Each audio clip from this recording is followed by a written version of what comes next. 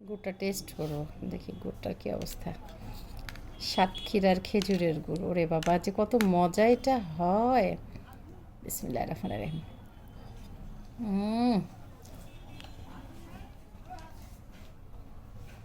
ওরে মজা রে, আলহামদুলিল্লাহ।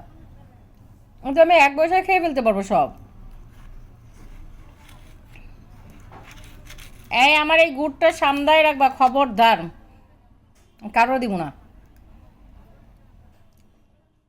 অসাধারণ, সেই মজা। এখন আমি একটা গুড়ের সন্দেশ খাবো, খেজুরের গুড়ের সন্দেশ একটু ভেঙেই খাই।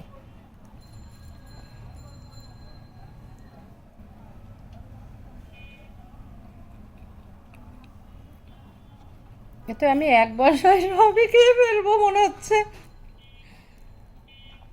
এত মজা।